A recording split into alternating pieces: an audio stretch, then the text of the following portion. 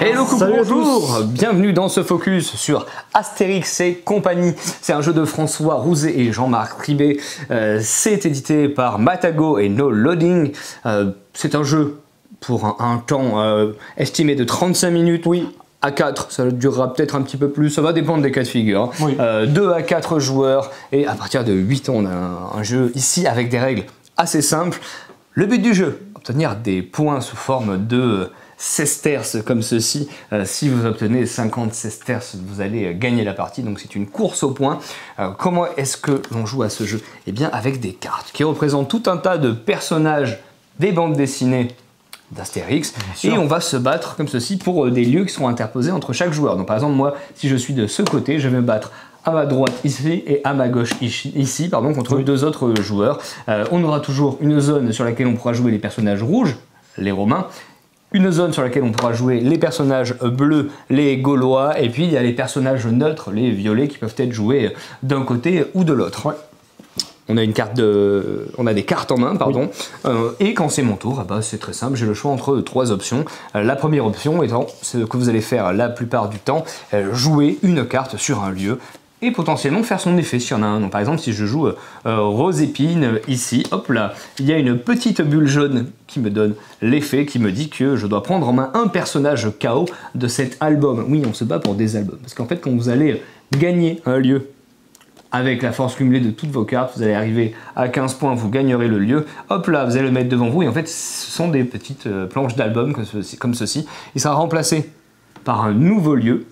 Et il y aura un effet immédiat sur ce nouveau lieu. Enfin, en général, il y a un effet immédiat. Ou alors, il y a des lieux qui ont des règles un petit peu spécifiques. Bref, ça, c'est l'action numéro 1.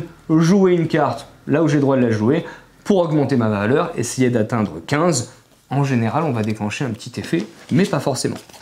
Deuxième option, on va pouvoir utiliser les bonus. Je te laisse expliquer rapidement les bonus. Ouais, alors les bonus, on a la potion magique qui va permettre de doubler la force d'un personnage. Donc en fait, un personnage qui est visible, je pose une potion magique dessus, hop, et sa force est multipliée par 2, ce qui est très très cool. Mais en général, les personnages puissants, comme Obélix, n'ont pas le droit à la potion magique, évidemment. Le poisson, qui est sans doute, je pense, le pouvoir le plus cool, qui permet de mettre KO le poisson pas frais. Alors, certains disent qu'il est frais. Le poisson pas frais qui met KO immédiatement un personnage. C'est-à-dire que s'il y a un personnage qui est visible à un endroit, bah hop, je lui mets un poisson dans la face, il est KO, c'est-à-dire que sa valeur du coup compte pour 0. Et le sanglier, non pas le poulet, comme certains pourraient le dire. On a eu un poulet tout à l'heure qui a été joué, on n'a pas compris. Le sanglier qui lui permet donc soit du coup de rafraîchir quelqu'un, je ne connais plus exactement le terme, de revigorer un personnage qui est KO, donc en fait vous virez le jeton KO, il est revigoré. C'est ça. Ou alors de réactiver le pouvoir. Chose qu'on n'a pas pensé à faire quand on a joué. On l'a pas trop fait parce que c'est vrai qu'effectivement quand on a quelqu'un qui a une force 5 qui est KO, on se dit ouais. Mon petit sanglier là, je vais peut-être quand même faire revigorer lui parce que c'est plus utile. Et en vrai, on aurait peut-être dû jouer avec les pouvoirs un peu plus avec le. Enfin, on aurait peut-être plus utilisé ça pour revigorer. Là, j'y pense. Pour faire les pouvoirs plutôt que pour revigorer. Il y a plein de cas de figure où peut-être ça aurait été intéressant de jouer les pouvoirs. Il y a donc des cartes de personnages avec des pouvoirs. Il va y avoir des cartes de personnages avec des conditions particulières. On vous dit, ok, vous pouvez jouer cette carte qui est super forte, comme par exemple de tête Cléopâtre, mais vous devez défausser 2 autres cartes. Ah ouais, du coup, il y a un dilemme. Oui, mais Cléopâtre, elle a 7 de force. Ouais.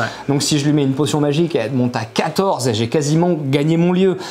Tout un tas de personnages qui sont hyper thématiques. Oui. On comprend pourquoi tel personnage peut faire appel à tel personnage pour l'aider. On comprend pourquoi, bien sûr, par exemple, Obélix ne peut pas prendre la potion magique, etc. etc. Il y a des effets de jeu qui permettent de carrément aller récupérer des cartes qui ne sont pas du tout sur un album que l'on convoite, mais pour essayer de rétablir un peu les forces. Ouais. Finalement, il s'est passé quoi? On a joué tout à l'heure. Alex était clairement la personne la plus dangereuse autour de la table. Tu avais une belle avance de points. Oui. Donc on s'est un petit peu allié contre Alex. J'en ai profité pour récupérer des points auprès d'Alice. On essaye un petit peu comme ça de faire en sorte qu'il y ait toujours un équilibre des forces, tout en tirant un petit peu la couverture à soi, évidemment. Là, je m'emballe complètement. On a expliqué la première action, qui est de jouer une carte. La deuxième action, qui est d'utiliser un jeton bonus et Ça vous permet également de piocher une carte, c'est toujours bienvenu. Il y a une troisième action qui est de défausser autant de cartes que je veux de ma main et de repiocher 5 cartes, enfin, du moins de refaire ma carte à 5, ma main à 5 cartes, je vais y arriver.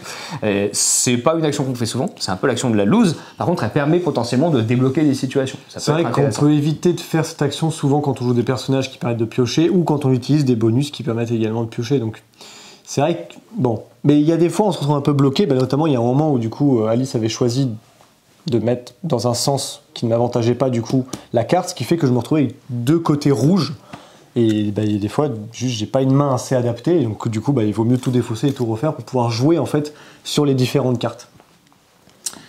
Voilà.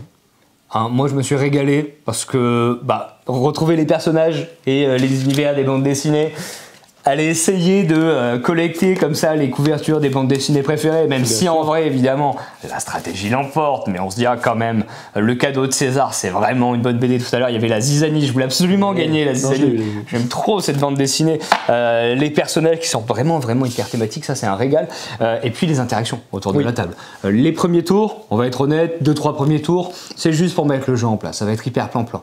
Mais très rapidement, vous allez faire des petites alliances. Ah non, mais tu peux pas utiliser ce poisson sur moi. Regarde l'autre là, t'as vu, si jamais il joue une potion, ça permet de monter directement à 16, ça lui fait gagner le lieu. Il a déjà un lieu d'avance, tu peux pas faire ça. Ah ouais, c'est vrai, t'as raison. Hop là, c'est bon, j'ai réussi à négocier quelque chose qui m'avance. Ça va être vraiment ce genre de dynamique qu'il y a autour de la table. De la mauvaise foi, évidemment. Bien sûr. Et c'est bienvenu dans un jeu Astérix et Obélix. Ça fait longtemps qu'on n'avait pas vu un jeu Astérix et Obélix tout court. Oui, je crois qu'il y avait un Astérix qui était sorti, mais c'était une sorte, en fait, c'était un Uno Astérix. Tu vois. On avait eu un jeu sur les armées de César, dont je n'ai plus le nom, il y a quoi? Oui, l'Empire de César. L'Empire de César, il y a 4-5 ans, qui était plutôt bien au demeurant. Rien depuis, on a toujours peur quand on voit un jeu à licence comme ça, on se dit bon, est-ce que c'est pas juste un jeu où ils vont surfer sur la licence? Là, pas du tout, on sent que ça a été fait avec amour, on sent que ça a été super bien adapté. Voilà, que dire de plus? Il nous tarde de vous le proposer chez Jeux des cartes Bordeaux. J'espère que ça vous donnera envie autant qu'à nous. D'ici là, on vous dit à bientôt chez Jeux des cartes Bordeaux.